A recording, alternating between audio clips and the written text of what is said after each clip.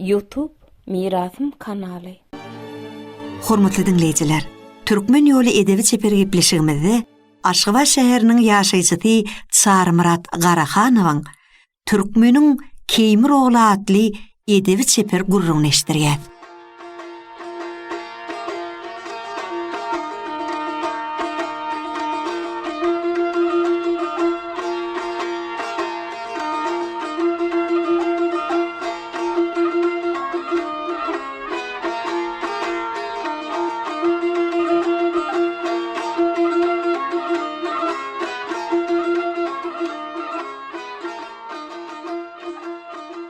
Halkymyzyň baý taryhy bar.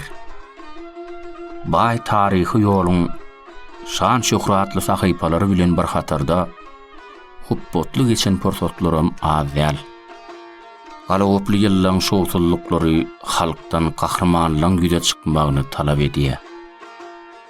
Halka kynçylyklardan goramagy başaran kahramanlymyzyň sanardan känligi oň ömrüniň uzak bolmagynyň büniýady bolupdyr. Kemirkör ady bilen ençime rawayatlanan gahrymanyna öwrülen şahsiýet hem hut şeýle gahrymanyň biridir. Halk beýle gahrymanylaryny hiç wagt hakydasyndan çykarmaýar. Garaşdyrlyk ýyllaryna ak mermere beslenen paýtagtymyz Aşgabat şäheriniň gözel künjeginde Türkmenistanyň garaşdyrlyk heýligäki döredildi. Heýligäkdäki hormatlanmaga munasyp şahsiýetliň heýkelleriniň arasynda Türkmeniň gerçek ogly Serkerde Keýmir Serdaryň heýkeliniň dikeldilmegem bilen söhbete girişmegimiziň baş badalgysydyr.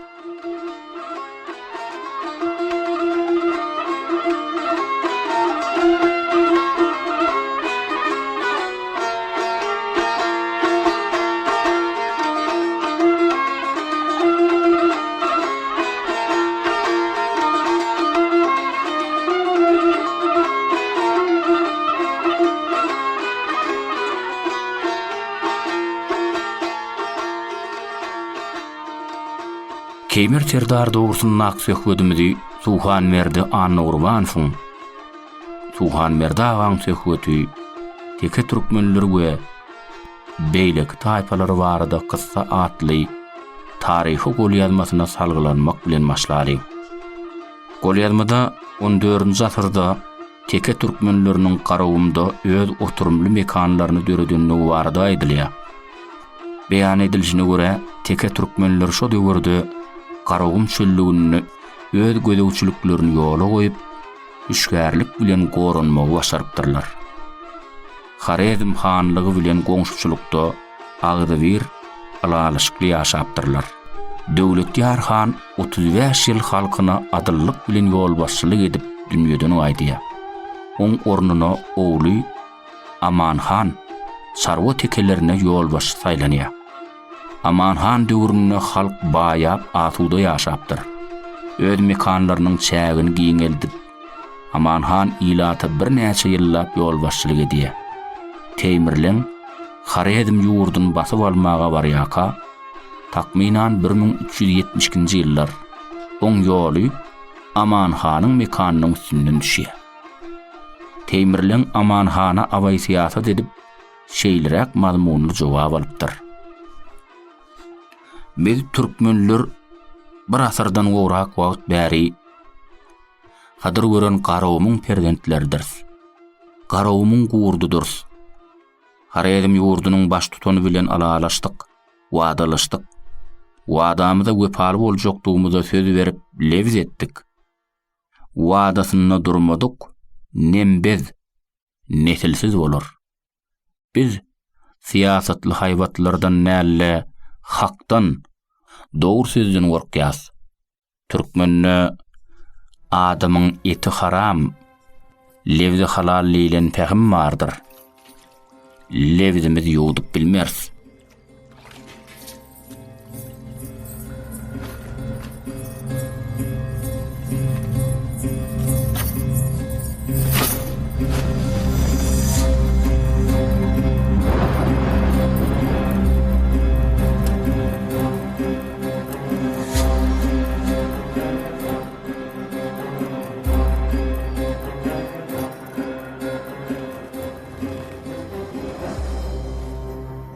Bir sözüň soňunyň sögüşe ýazjakda düşünükli. Garagymda gadaply sögüş bolupdyr. Lewdine Göpaly Amanhan Temirliň sany boýunça aşy köp goşunyna uly ziýan ýetirip, şo gadaply sögüşleň birine wepat bolupdyr.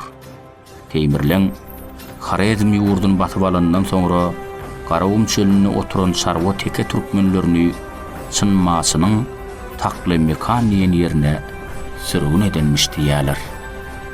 Olar Nur Garabayırda, Kermenede, Kelif Uğuzboyun yakasyna, Antguyda, Uwanstanna, umuman 4 asra olay öýleriniň ata-babalarynyň dogduk mekanlaryndan aýry ýaşaýarlar.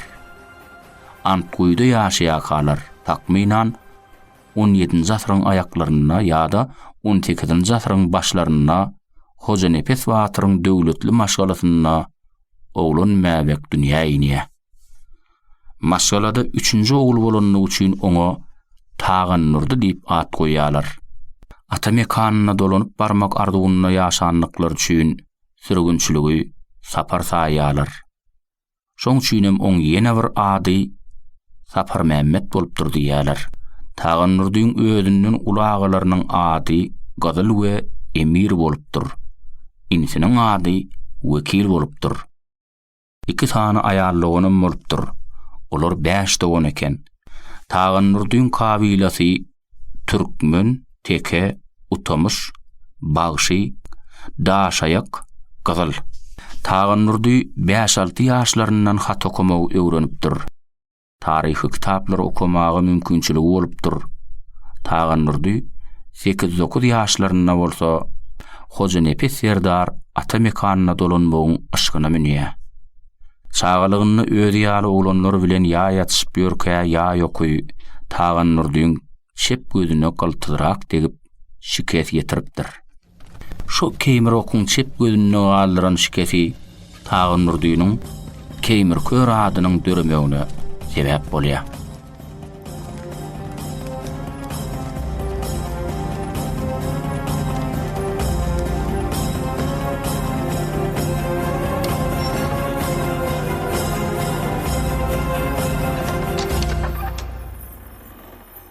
Türkmenliň Teke kabilasy Antguydan Hywa hanlygynyň çägindäki ata-babalarynyň oturan mekanlary wasa göçüp barýarlar.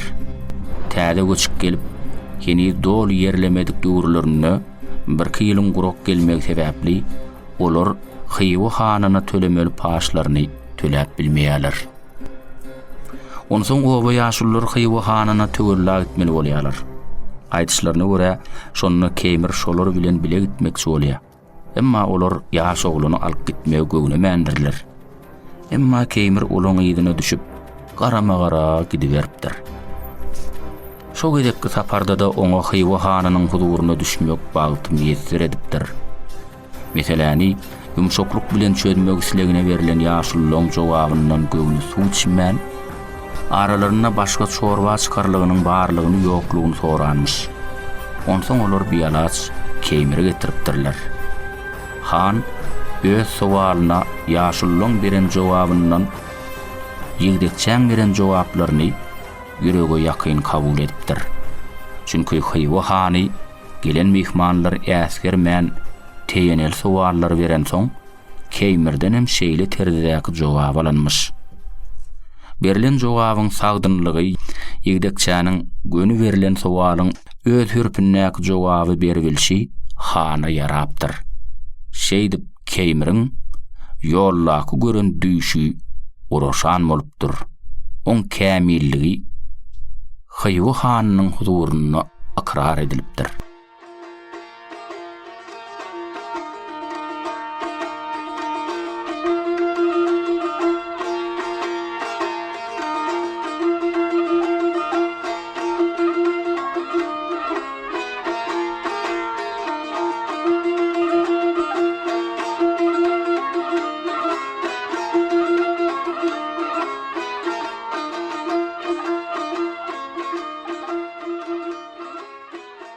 Aýdyşlaryna görä, Eýran şahsy bolmak nesibetini öňünden aňan asly Gajar türkmenlerinden bolan Nediruly Şo wagtlar hyýoda ýesirlikde eken. Ol ýesirlikden ýydyna gaýdanyna Keýmir dagy bilen bile gaýdypdyr diýýärler. Bir riwaýat urrun taryhy hakykaty da gabat gelýär. 1688-nji ýylda dogulup 1747-nji ýylda dünýeden gaýdan Nedruli arzu ediş ýaly 1736-njy ýyldan ömrüniň ahyryna çenli Eýranyň şahsy bolýar. Halk aratynyň aky gurrunlerde Keýmir'e çaga wagty erenleň pata berennigi tä dünýeden gaýdýança ýollaşly bolanyny gaýdylýar. Türkmen halkynyň erkinlik uğruna görüşen Keýmir serdaryň esasy ýaragy şorto, ötkür, käte şerebeli, dana dili bolupdyr. Ýa-da ýok bolmaly diýip jogap berer ekeni.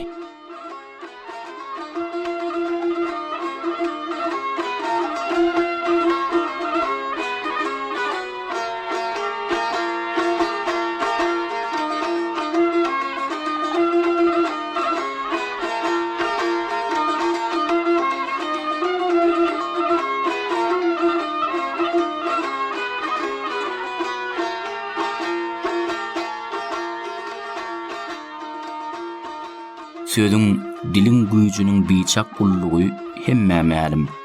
Söz bilen öldürübem, güldürübem bolýar. Söz bilen agyr hassany galdyrybam bolýar. Söz, dil hemme berilen baýlyk. Ýöne şonu näde bolanmaly? Söz ulanmagyň täri bar. Sözü ýükdelik, ussatlyk bilen ulanyp bilen adama açylmajak mäkam gaplara açylýar. Keýmir serdarym sözü yerine ulanyp bilýän biçak dile var, herwa adam bolupdyr.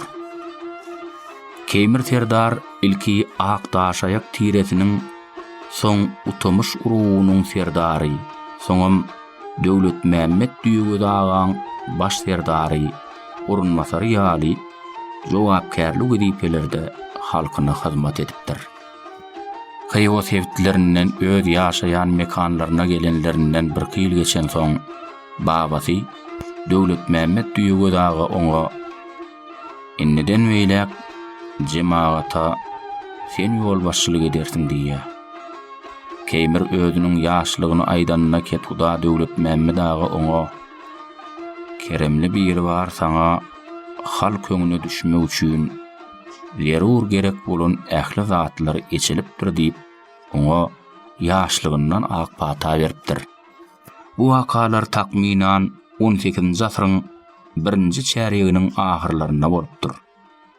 Keýmir serdaryň omuzundaky kümüş eswaplary bolan baz wentleri oň donuny tikilip içine dogduk mekanynyň toproklary salynıpdyr. Egerde söwüşde wepat bolunan ýagdaýynda bedek eswaplarynyň içindäki toprok guburunyň üstüne sepilipdir. Bedek eswaplarynyň işleri bolsa jaýlanan ýeriniň toprogyndan alınıp doldurulupdyr. Neytral Türkmenistan gazetiniň habarçysy Paseviev ýazyjy Atadurdiýew bilen Keýmir serdar barada söhbetdeş bolupdyr. Ol gazetiň 1995-nji ýylyň 19-njy iýundaky sanyna Nebnajaya Sabla ady bilen berilipdir. Oň Вечерний Aşgabat gazetiniň 1996-njy ýylyň 17-nji fevralyndaky Narodny Geroy ady bilen ýene bir makalasy çap edilipdir. Makalalarda daşary ýurt batyp alyjylar tarapyndan göýekliň türkmenleriniň üstüne 4 ýürüş edilendigi, şonu Keýmir serdaryň ýol başçylygyna beýleki türkmen taýpalarynyň ýigitleri kömege gelip olary ýydyna serpikdirendikleri barada giňişleýin beýan edilýär.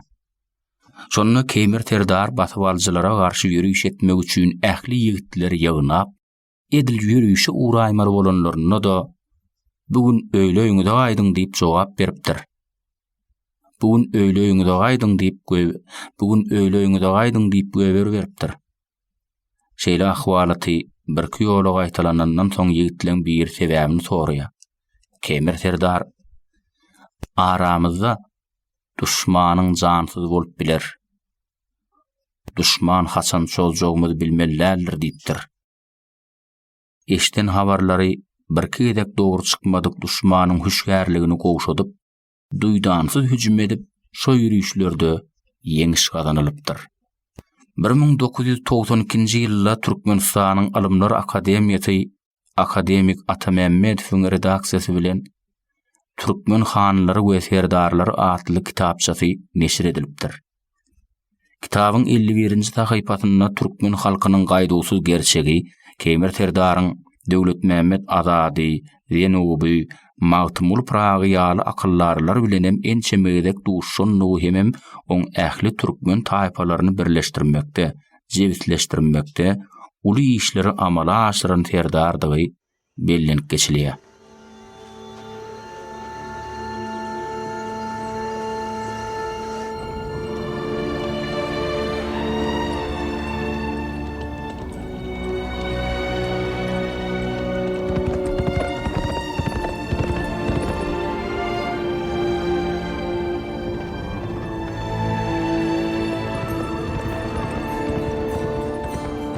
YouTube Mirasym kanaly.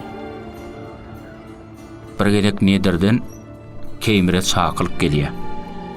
Keýmir Nedir'in ýanyna barýar. Nedir hyýwa ýetirliginden boşanyna ýurduny alyp gaýdan dostuny hormat sylawy bilen gadyrly garşalýar. Nedir Keýmirden maslahat soraýar.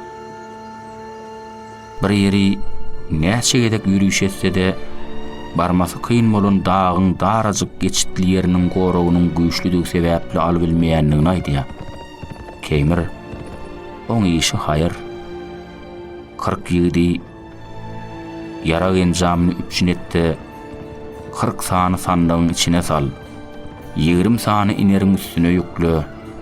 Söwda barýan kişi bolla gidiber. Akşam araýan darajyk dağ geçidinden geçdi. Ýoldan sowulup düşlän kişi bolla giýje ýatyber. Daň atmazynyň ýoň ýanyna süýji ukuda ýatan sakçylary sessiz ýünsiz kılışdan geçiriberdi. Nedir Keýmir serdaryň maslahatyna eýerip basyp aly bilmeýän welaýatyna malýa. Dostu Keýmir'e ýene-de çakylygy berýär. Keýmir serdar ýoly rawany bolup Eýrana barýar. Nedir şa Keýmir gowy arşylap, hizmet hormat edip mihman alýar. Oň maslahatyna eýerip boyun egmeýän welaýaty boyun egdirenligini aýdyp syýlaw serpaýyny ýetirýär.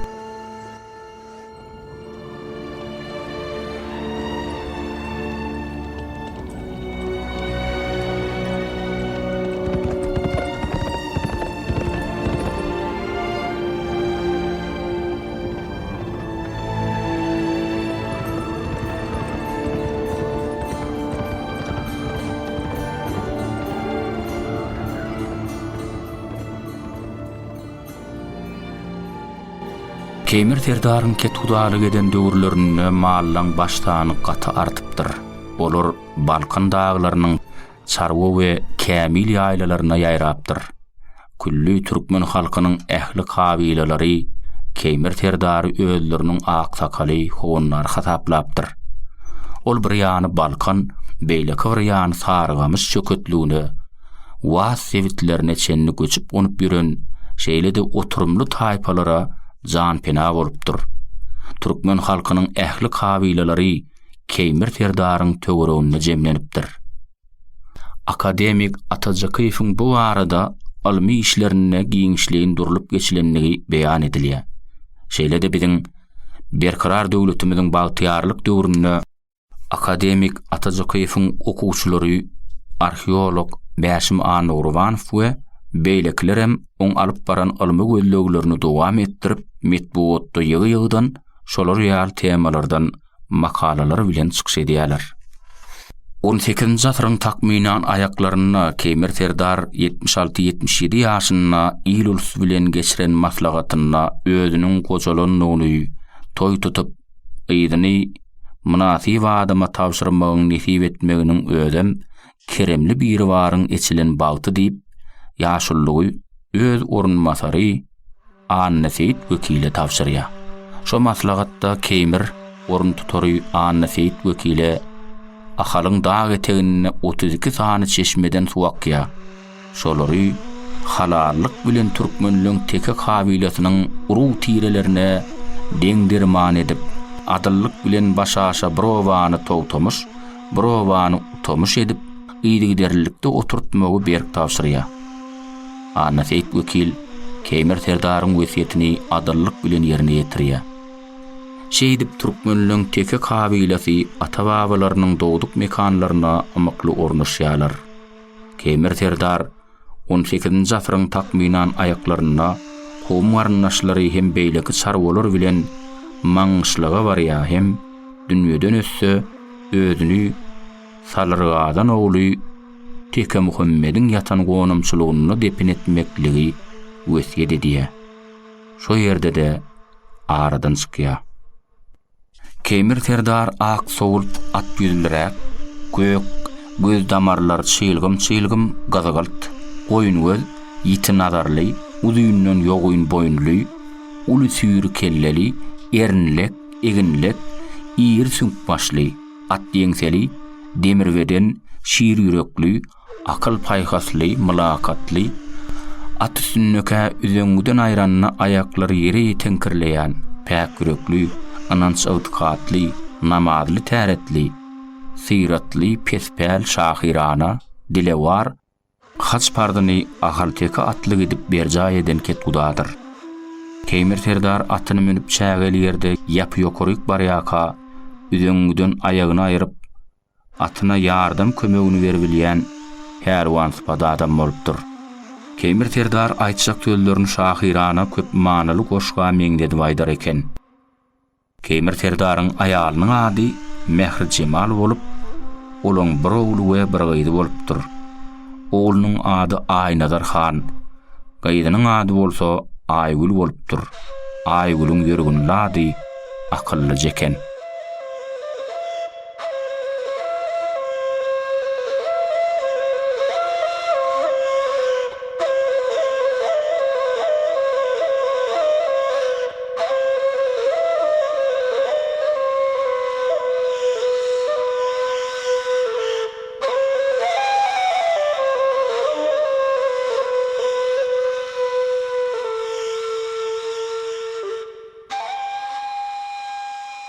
Türkmen halkynyň Mustafa şahyry Gurbanaly Mawrupiýanyň 18-nji asyrda türkmen halkynyň durmuşyny öz gözüniň öňünde bolup geçen taryhy wakalaryny beýan eden meşhur döwletýar destanyna Kemer Serdaryň nesliniň gahrmançylygyny giňden wasp edýär. Anny Gözbay, Hoja Meňli, uruşda 100 000 deňli, Kemer ogly Anna Meňli, hem ol esen tagan ýörsün. Türkmen halk döredüjliginde de Kemer Serdar wasp edilýär. Kemerden ally pata, däller sözleri hata. Kemer körüň balasy her dulunyna sallançak. Kemer Serdaryň 5 şowlugyndan doganlarynyň çağalaryndan ýaýran nesilleri, howum garnaşlary Aşgabat şäheriniň Ruhabad etrawynyň Aktaşaýak ýaşaýyş toplumyna, berkararlyk etrawyna, Ahal vilayatynyň Bäherden etrawynyň arçman geňeşligine, Tejen etrawyna, Mar vilayatyny we diýarymyzyň beýleki kunjeklerinde ýaşaýarlar. Kemer Serdar türkmen halkynyň garaşsyz bir bitew döwleti berkarar etmek, türkmenliň ähli dagynyk taýpa uruglaryny birikdirmek üçin ömrüni bagş eden gerçek batyr paýhasly uludur. Kemer Serdaryň esasy ýaragy dilewarlygy bolup, ol gutulgusuz çaknyşaýmaly meselelerin köpsini öz dilewarlygy, zehinligi bilen adam pidasy çözüp bilipdir. Ahal vilayatynyň Bäherden etrawynyň Ýaraja owasyny ýaşap geçen belli taryhçy hem mirasşynas Weli arxiv lakam bilen tanalyan Weli Kömek oglunyň Göktepe söwüşiniň 100 ýyllygyna bagyşlap ýazan Göktepe mukamy taryh poemasyna şahirany wasp hökümini halk içinde aýdym bolup ýaşaýar. Kemer kördür ýady gerçek Meňlihan, sapdurun goşuna berip serenjam, didim müň jan alman bermen ýekejan, garada gaýaly zal ýatyr munna. Aýdar Weli muňa gelen dad eder, müňünü gum edip birin şad eder. Akıl ağlar, gerçekleri yad eder. Keýmir kör dikelden tuğ yatyr munno.